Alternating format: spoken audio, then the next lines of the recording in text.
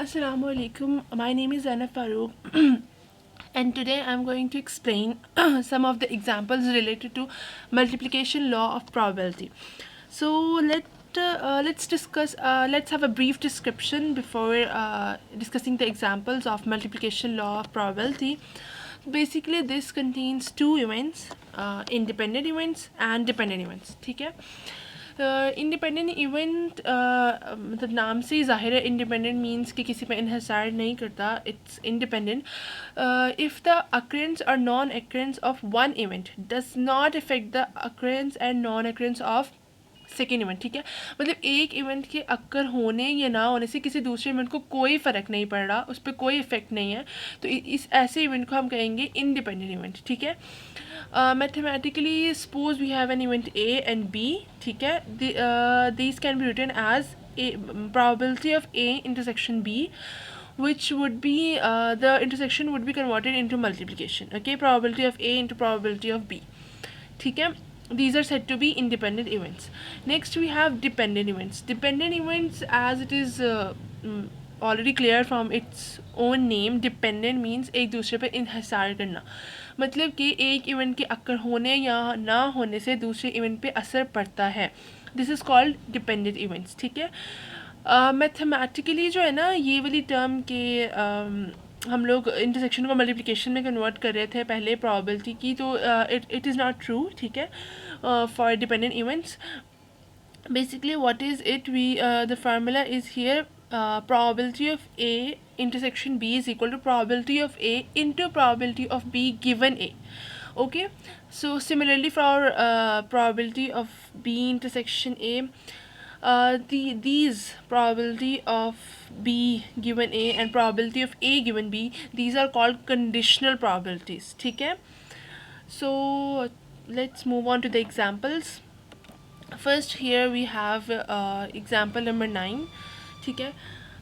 अच्छा, example number 9 में वो हमें क्या कह रहा है, वो हमें कह रहा है कि एक बॉक्स ए है. ठीक है, that contains 5 green and 7 red balls. ठीक है. अब हम लोग यहाँ पे अपनी क्लेरिफिकेशन की हम लोगों ने जस्ट यहाँ पे जो है ना उनको क्लियरली सॉर्ट आउट कर लिया है चीज़ों को. हमारे पास यहाँ पे बॉक्स ए है जिसके अंदर हमारे पास 5 ग्रीन बॉल्स हैं एंड 7 रेड बॉल्स हैं. ठीक है. अब हम लोग के पास जो बॉक्स बी है ना, उसमें हमारे पास है 3 green 3 red and 6 yellow balls. ठीक है. तो हमने यहाँ पे उन्हें लिख दिया. ठीक है. अच्छा, अब हमारे पास जो बॉक्स ए है ना, उसके अंदर येलो बॉल कोई भी नहीं है, इसलिए हम लोग यहाँ पे 0 मेंशन करें येलो बॉल्स को. ठीक है. अच्छा, अब टोटली हम इनको कैलकुलेट काउंट करें ना, तो 5 + 7 12 balls are total in A and 12 box total in B. ठीक है. अच्छा, अब हमारे पास यहाँ पे जो है ना, हमारे पास जो मेन हमारा है क्वेश्चन, वो हमारा ये है कि वो कह रहे हैं कि एक बॉक्स रैंडमली सिलेक्ट किया गया है. ठीक है. और एक बॉल जो है ना उसके अंदर से रैंडमली निकाला गया है. अब हमने क्या फाइंड करना है, हमने प्रोबेबिलिटी फाइंड करनी है कि जो बॉल है वो ग्रीन है. ठीक है. अच्छा, बेसिकली हमारा जो यहाँ पे इवेंट अक्कर होने वाला है वो ये है कि हमारा जो बॉल है वो ग्रीन है. ठीक है. अच्छा, अब ग्रीन बॉल जो है ना, ग्रीन बॉल निकलने के जो चांसेस हैं वो हमारे पास दो तरह से हैं, क्योंकि ग्रीन बॉल हमारे पास ए बॉक्स में भी है, बी बॉक्स में भी है. तो हमारे पास जो है ना ग्रीन बॉक्स अगर तो ए में से आएगा या तो बी में से आएगा. ठीक है. तो हमारे पास ये दो जो है ना तरीके हैं. ठीक है. अच्छा, अब हम लोग क्या करें, हम लोग जो हमारा ये इवेंट है ना कि ग्रीन बॉल इज़ ड्रॉन, इसको हम लोग नाम दे देते हैं ई का, मतलब ई से हम इसको रिप्रेजेंट कर देते हैं. ठीक है.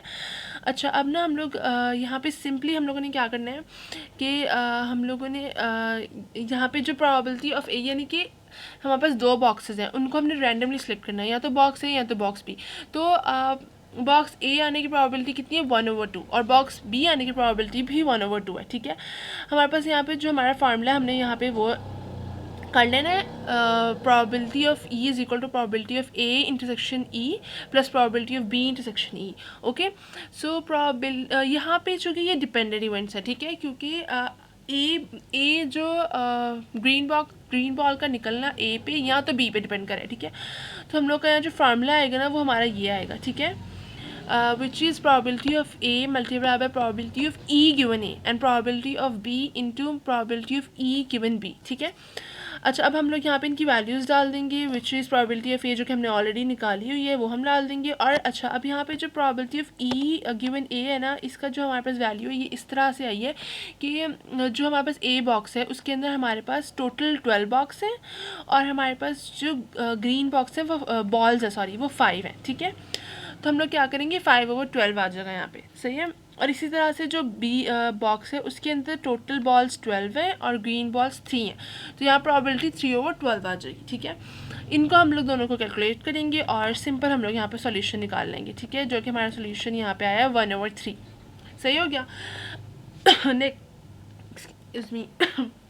नेक्स्ट हमारे पास एग्जाम्पल नंबर 10 है, जिसमें दे आर सेइंग के an urn contains 10 white and 3 black balls, ठीक है। एक अर्न है जिसके अंदर 10 वाइट हैं और 3 ब्लैक बॉल्स हैं, ठीक हो गया। और एक और अर्न है, अनदर अर्न, मतलब सेकेंड अर्न का हम उसे नाम दे देते हैं, उसके अंदर 3 वाइट बॉल्स हैं और 5 ब्लैक बॉल्स हैं, ठीक है। इन टोटल हमारे पास जो फर्स्ट अर्न है उसमें 13 बॉल्स हो गए और जो सेकेंड अर्न है उसमें 8 बॉल्स हो गए, ठीक है। अब हमारे पास यहाँ पे कंडीशन क्या दी हुई है, वो कह रहे हैं हमें कि हमने 2 बॉल्स निकाले फर्स्ट टर्न में से, रैंडमली निकाले, ठीक है। 2 बॉल्स निकाले और हम लोगों ने सेकंड उसमें डाल दिए, बॉक्स सेकंड अर्न में डाल दिए, ठीक है। अब हमें वो कह रहे हैं कि अब हम लोगों ने अब जब बॉल्स ट्रांसफ़र हो गए ना, उसके बाद हम लोगों ने सेकंड अर्न में से एक बॉल रैंडमली पिक किया, तो क्या प्रोबेबिलिटी है कि जो हमने बॉल निकाला है वो वाइट होगा, ठीक है। अच्छा, तो बेसिकली जब हम लोगों ने यहाँ पे जो लिखा हुआ है ना, ये हम लोग ये एक्सप्लेन कर रहे हैं कि जो है ना, आप सपोज़ कर लो कि जो इवेंट हम लोग का यहाँ पे सबसे पहले अकर होने वाला है कि जो हम बॉल्स निकाल के अर्न 1 में से अर्न 2 में ट्रांसफ़र कर रहे हैं, उसको हम लोग ए का नाम दे देते हैं, ठीक है। अच्छा, अब जो हमने 2 बॉल्स निकालनी है ना, वो या तो दोनों वाइट हो सकती हैं, या तो एक वाइट एक ब्लैक हो सकती है, या तो दोनों की दोनों ब्लैक हो सकती हैं, ठीक है। ये 3 हमारे पास अक्कर हो सकते हैं, ठीक है, तरीके। अच्छा, अब हम लोग क्या करेंगे, यहाँ पे combination, we can go with the combination formula, ठीक है। सो इसमें क्या है, हमारे पास जो A1 है हमारे पास, जहाँ पे हमने 2 बॉल्स ड्रॉ किए हैं बॉक्स अर्न 1 में से, उसका हमारे पास क्या है, कॉम्बिनेशन C10। अच्छा, अब जो ये C2 जो है ना, C2 मतलब जो टोटल बॉल्स वाइट है 10, उनमें से हमने 2 निकाले, ठीक है। और नेक्स्ट जो है हमारे पास C03, ठीक है। अब ये जो 0 मतलब हम लोग यहाँ पे कोई भी ब्लैक बॉल नहीं निकाल रहे, और टोटल ब्लैक बॉल्स कितने हैं, 3, ठीक है। और सबसे नीचे हमारे पास टोटल बॉल्स का लिखा हुआ है कि हमारे पास टोटल बॉल्स 13 है, उनमें से हम 2 वाइट निकाल रहे हैं, ठीक है। इस तरह से हम लोग ये फार्मूला पुट करके ना इसको कैलकुलेट कर देंगे, ठीक है।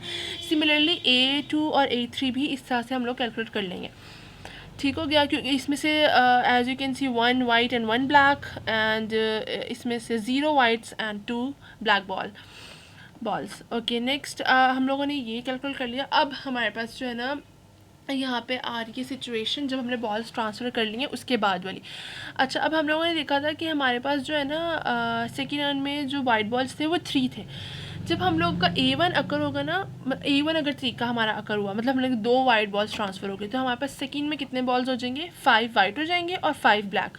अगर तो हमारे पास 1 वाइट एंड 1 ब्लैक होगा तो ये 4 एंड 6, और अगर तो हमारे पास कोई वाइट नहीं ट्रांसफ़र हो रहा तो वाइट 3 के 3 ही रहेंगे और ब्लैक जो है वो 7 हो जाएंगे, ठीक है। सो अब हम लोग क्या करेंगे, अब हम लोगों ने फर्दर हमारी जो है ना यहाँ पे हम लोगों ने कैलकुलेट करना है, ठीक है, जिसमें हम लोग कह रहे हैं, जिसमें हम लोग जो ये वाला इवेंट है ना कि वाइट बॉल, ठीक है, कि वाइट बॉल की निकलने की प्रोबेबिलिटी कितनी है, इस इवेंट को ना हम लोग W से रिप्रेजेंट कर देते हैं, सही हो गया। और ना ये कहते हैं हम लोग ना इसको यहाँ पे इस तरह से सॉल्व करेंगे कि प्रोबेबिलिटी ऑफ W, ठीक है, मतलब वाइट बॉल के निकलने की probability is equal to probability of A1 intersection W plus probability of A2 intersection W plus probability of A3 intersection W, ठीक हो गया। यहाँ पे हम लोग इनके फार्मूलाज को पुट कर देंगे, ठीक है। हाँ, अच्छा, अब लोग ये भी एक डिपेंडेंट इवेंट है, ठीक है, कि अगर तो 2 बॉल्स ट्रांसफ़र किए तो उनमें से वाइट के निकलने की प्रोबेबिलिटी, अगर तो एक बॉल ट्रांसफ़र किया उसमें से निकलने की प्रोबेबिलिटी, अगर तो कोई भी ट्रांसफ़र नहीं किया तो जो सेकेंड राउंड में ऑलरेडी 3 बॉल्स है उसमें से निकलने की प्रोबेबिलिटी, ठीक है। तो यहाँ में हम लोगों ने फार्मूला पुट कर लिया, ये वैल्यूज़ हम लोगों ने जो ऑलरेडी कैलकुलेट की हुई थी प्रोबेबिलिटी ऑफ A1, A2 और A3 की, ठीक है। ये जो W गिवन A1 है ना, probability of W given A1, ये हम लोग के इस तरह से आएगा कि हम लोग के जो है ना, जब हम लोग ने 2 बॉल्स ट्रांसफ़र किए सेकेंड अर्न में तो 5 हो गए थे वाइट बॉल्स, ठीक है। तो 5 ओवर टोटल 10, ठीक है, मतलब वाइट बॉल निकलने की प्रोबेबिलिटी 5 है 10 में से, ठीक है। इस तरह ही सिमिलरली हम लोगों ने 1 वाइट एंड 1 ब्लैक के लिए, और जब हम लोग कोई भी वाइट नहीं ट्रांसफ़र करें, सिर्फ 2 ब्लैक ट्रांसफ़र कर रहे हैं, तो उसकी प्रॉबिलिटी, ठीक है। इस तरह से हम लोग ये कैलकुलेशंस कर लेंगे, हमारे पास प्रॉबिलिटी आ जाएगी वाइट बॉल निकलने की 0.4538, ठीक हो गया। Now moving on to the next question example. यहाँ पे हमारे पास वो कह रहे हैं कि हमारे पास 3 अर्न्स है ऑफ सेम अपीयरेंस, ठीक है, मतलब सेम एक जैसे दिखते हैं, ठीक है। तो जो हमारे पास अर्न ए है, इसमें से हमारे पास तीन है ना अर्न्स। तो एक जो हमारे पास फर्स्ट है ए वाला, उसमें हमारे पास 5 रेड बॉल्स हैं और 7 वाइट बॉल्स हैं, ठीक है। बी में हमारे पास 4 रेड है एंड 3 वाइट। सी में हमारे पास 3 रेड है एंड 4 वाइट बॉल्स, ठीक है। अच्छा, अब हमारे पास वो कह रहे हैं कि हम लोगों ने क्या किया, हमने एक रैंडम अर्न में से एक रैंडम बॉल जो है ना उसको निकाल लिया। वापस यहाँ पे 2 उन्होंने हमें दिए हैं कि 2 हम लोग प्रॉबिलिटीज़ फाइंड करें कि क्या प्रॉबिलिटी है कि जो हमने रैंडमली बॉल सेलेक्ट किया है वो हमारे पास रेड ही होगा, ठीक है। एज वी कैन सी तीनों जो है ना urns they are containing red ball, ठीक है। तो उन्होंने कहा है कि अगर तो बॉल रेड होगा तो क्या प्रॉबिलिटी है कि वो जो है ना अर्न ए में से हमने निकाला है, ठीक है। अच्छा, सो बेसिकली इसके लिए ना उन्होंने हमें ना यानी कि यहाँ पे ना बेसिकली हमारे पास 2 एक्सपेरिमेंट्स होने वाले हैं। एक हमारे पास होने वाला है ये कि हमारा जो बॉल है वो रेड, ठीक है, और सेकेंडली हमारा कि वो कौन से अर्न ए में से, ठीक है। तो बेसिकली यहाँ पे ना एक ट्री टाइप स्ट्रक्चर डायग्राम है, इसमें ना वो हमें बता रहे हैं कि हमारे पास 3 अर्न्स है, तो ए के आने की प्रॉबिलिटी 1/3 है, ए अर्न के आने की, मतलब ए अर्न में से हमने सेलेक्ट किया, और बी की भी सिमिलरली 1/3, सी की भी 1/3। अच्छा, ए के फर्दर जो ब्रांचेस है ना वो हमारे पास red white red white red white इन सब की, ठीक है, क्योंकि दोनों तीनों बॉक्सेस में दो ही कलर के जो है ना बॉल्स है। अच्छा, अब जो रेड है ना वो ए बॉक्स में 5 है, तो और टोटल है उसमें 12, तो रेड आने के चांसेस 5, उसकी जो प्रॉबिलिटी है ना 5/11 है, और वाइट की 7/12 है, सॉरी 5/12 है, इसकी भी 7/12 है। नेक्स्ट बी के जो है 4/7 है, बी में बी अर्न से रेड के आने की प्रॉबिलिटी, और वाइट के आने की प्रॉबिलिटी 3/7 है, और सिमिलरली सी में रेड आने की प्रॉबिलिटी 3/7 है, और सी में से वाइट बॉल के आने की प्रॉबिलिटी 4/7 है, ठीक है। इस तरह से ही हम लोगों ने प्रॉबिलिटीज़ यहाँ पे मेंशन कर लिया आंसर की, जो कि हम we have already discussed earlier. Next अब हम लोग क्या करें हैं कि हम लोग अपना फर्स्ट एक्सपेरिमेंट पहले परफॉर्म कर लेंगे कि हमारा बॉल जो हम लोगों ने निकाला है वो हमारा जो है ना रेड है, ठीक है। अच्छा, अब ना हम लोग क्या करेंगे कि सपोज हम लोग इस इवेंट को नाम देते हैं आर का, ठीक है।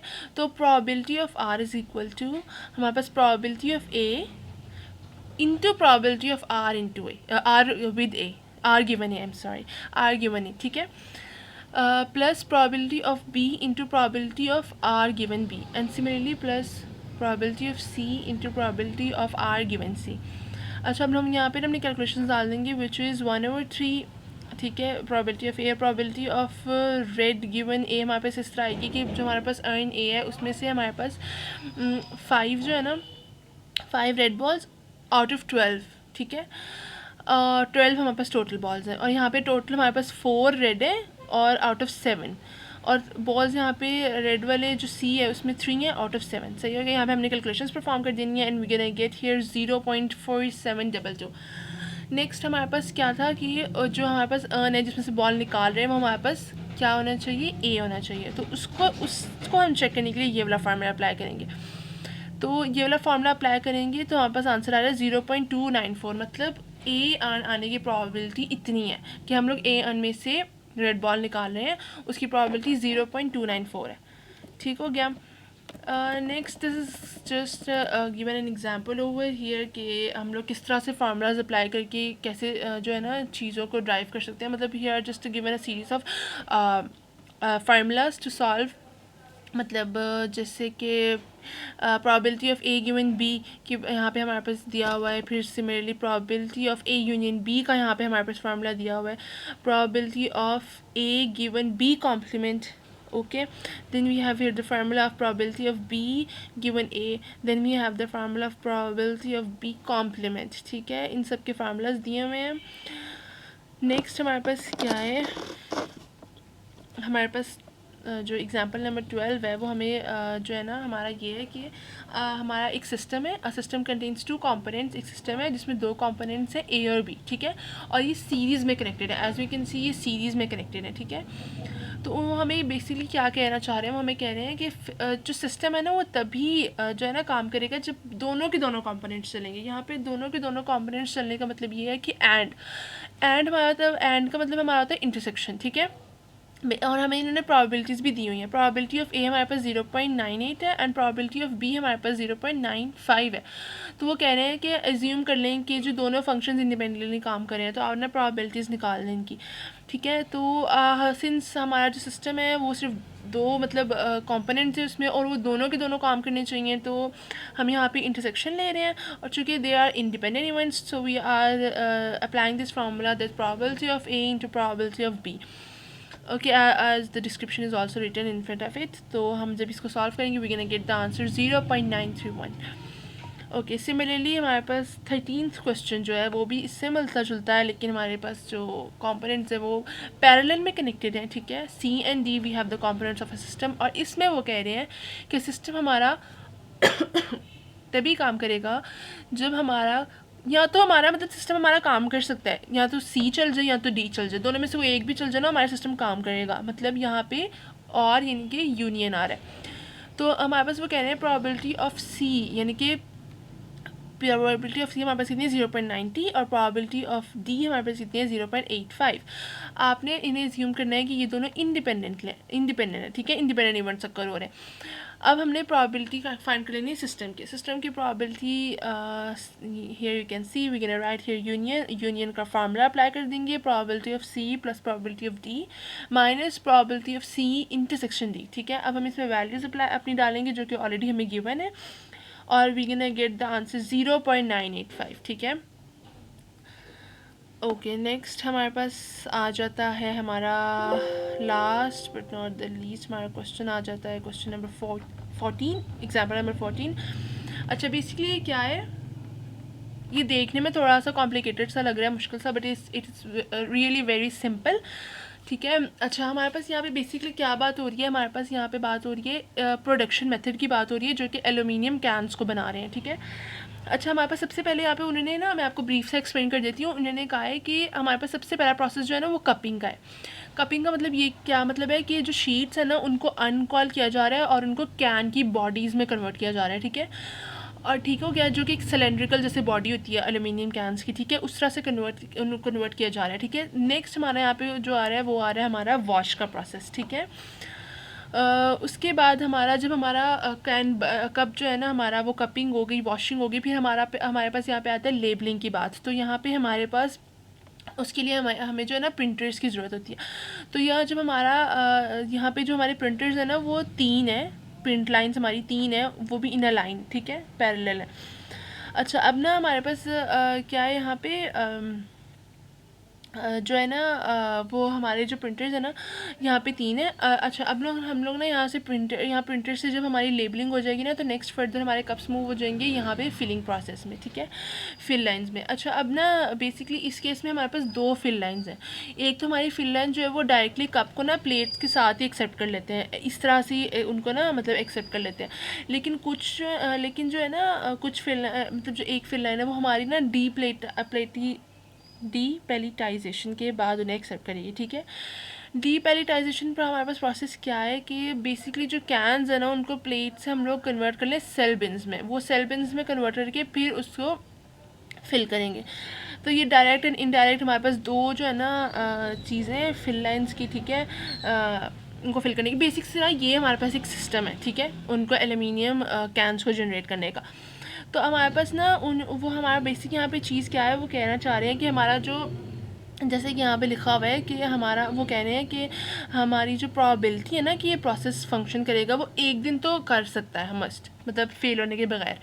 तो ना अब उन्होंने कहा है कि आप एज्यूम कर लें जो कप की प्रोसेस करने की प्रोबेबिलिटी है ना एक दिन की वो 0.995 है, ठीक है। और जो है ना और इस कंपोनेंट को उन्होंने कह दिया आप कपिंग के कंपोनेंट को ए से डिनोट कर दें। नेक्स्ट जो है ना हमारे पास जो है ना हमारे पास आ जाती हैं बाकी फर्दर कंपोनेंट्स की भी। जो हमारे पास बी कंपोनेंट है वो हमारे पास है वॉशिंग का 0.99, फिर सी कंपोनेंट और डी और ई, ये हमारे पास तीनों components as you can see जो हमने ऊपर भी डिस्कस किया प्रिंटिंग के, उनकी प्रोबेबिलिटी है 0.95।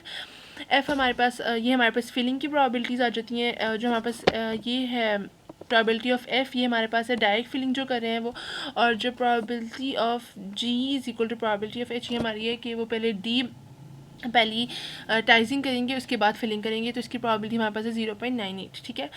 अच्छा, अब ना हम लोग क्या करें, एज्यूम करें कि कंपोनेंट्स इंडिपेंडेंटली फंक्शन करें, ठीक है, और ये फंक्शन हमारे क्या करें, हमारे करें एक दिन के लिए सक्सेसफुली करें, ठीक है। अच्छा, बेसिकली अब ये ना एक ना बड़ा सिस्टम है, तो हम लोग क्या करेंगे, सिस्टम को हम लोग डिवाइड कर लेंगे सब सिस्टम्स में, ठीक है। तो वो हमारे लिए काफ़ी आसानी हो जाएगी इसको कैलकुलेट करने में, इसकी प्रोबेबिलिटीज़ को कैलकुलेट करने में। तो बेसिकली हम क्या करेंगे, हमारे पास जो यहाँ पे कंपोनेंट ए और बी है, कपिंग एंड वॉशिंग, उसको हम लोग सब सिस्टम 1 का नाम दे देते हैं। ठीक हो गया, मैं आपको दिखा देती हूँ, ये देखें यहाँ पे मेंशन है कि subsystem 1 consist of cupping and washing components which are connected in series. ठीक हो गया। सब सिस्टम 2 हम लोगों ने नाम दे दिया प्रिंटिंग को, जिसमें प्रिंटर्स हैं जो कि हमारे पास पैरेलल में कनेक्टेड है। फिर हमारे पास सब सिस्टम 3 आ जाता है जिसके अंदर फिल लाइंस हैं, ठीक है, ये वाला सिस्टम, ठीक है, इसको हम लोगों ने सब सिस्टम 3 का नाम दे दिया, ठीक है। अच्छा, अब चूँकि हमारे पास 3 सब सिस्टम्स है और तीनों के हमने प्रोबेबिलिटीज़ को कैलकुलेट करना है, तो हम इसको नाम दे देते हैं P1, P2 एंड P3 का, ठीक है। अच्छा, सबसे पहले हमारे पास प्रोबेबिलिटी जो आ जाती है ना फर्स्ट फंक्शन की आ जाती है, जो कि हमारा वॉशिंग एंड जो है ना हमारे पास आ जाता है कपिंग। तो वॉशिंग एंड कपिंग है तो इसलिए हम लोग इंटरसेक्शन आ रहा है, तो और इंटरसेक्शन का हम लोग फार्मूला अप्लाई करेंगे and we are good to go. Values डालें and we can get the answer 0.985050। ठीक हो गया। नेक्स्ट हमारे पास सब सिस्टम आ जाता है प्रिंटिंग का, ठीक है। इसमें हम लोग जो है ना कॉम्प्लीमेंट ले लेंगे, ठीक है। कॉम्प्लीमेंट का हम लोगों ने ऊपर अभी फार्मूला देखा था, वो हम 1 को माइनस कर देते हैं उस कॉम्प्लीमेंट को, प्रोबेबिलिटी के कॉम्प्लीमेंट को, ठीक है। तो यहाँ पे जो कि हमारे पास इंटरसेक्शन है, देयर इज़ एन एंड, क्योंकि वो पैरेलल में कनेक्टेड है, तो हम लोग यहाँ पे फार्मूला अप्लाई करेंगे इसका इंटरसेक्शन का, which would be converted into multiplication and 1 minus हम लोग ये कर देंगे, ठीक है। तो हम वैल्यूज़ पुट करके we can get the answer. Subsystem 3 आ जाता है हमारा यहाँ पे। सब सिस्टम 3 हमारा क्या है यहाँ पे, अच्छा, ये हमारी ना थोड़ी सी मज़े की बात हो जाती है सब सिस्टम 3 की। वो हमारी ये है कि सब सिस्टम 3 में हमारे पास क्या है कि फिलिंग तो हमारी दोनों में हो रही है, ठीक है, मतलब फिलिंग हमारी इसमें डायरेक्टली भी हो रही है, इनडायरेक्टली भी हो रही है, ठीक है। लेकिन हमारे पास ये और की सिचुएशन आ जाती है, ठीक है। और जो हमारे पास है ना सेकंड में कि डीपैरिटाइजेशन पहले होगी और फिर फिलिंग होगी, तो ये एंड वाली सीन आ जाता है। तो एंड में हमारे पास इंटरसेक्शन होता है और हमारे पास जो होता है ना और जहाँ पे आ रहा होता है कि हमारे पास दो फिल लाइन्स है, ये फिल लाइन है एक और ये फिल लाइन है, तो ये और की सीन हो गया, मतलब यूनियन आ गया। और हमारे पास क्या सीन है कि ये हमारे पास एंड इसलिए आएगा क्योंकि सेकंड फिल लाइन में हमें डीपैरिटाइजेशन करनी है पहले, फिर हम लोग we are good to fill, तो इसलिए हम लोग यहाँ पे इंटरसेक्शन यूज़ करेंगे, क्योंकि हमें पता है एंड के अंदर इंटरसेक्शन होती है। तो प्रोबेबिलिटी ऑफ एफ जो हमारे पास है और प्लस यहाँ मतलब हम लोग सिंपल फार्मूलाज अप्लाई करें, ठीक है। और फार्मूलाज अप्लाई करने के बाद हम लोग वैल्यूज़ अपनी दे देंगे और एज यू कैन सी यहाँ पे हम लोगों ने अपनी वैल्यूज़ दे दी हैं और calculations after the calculation we can get 0.988200, ठीक है।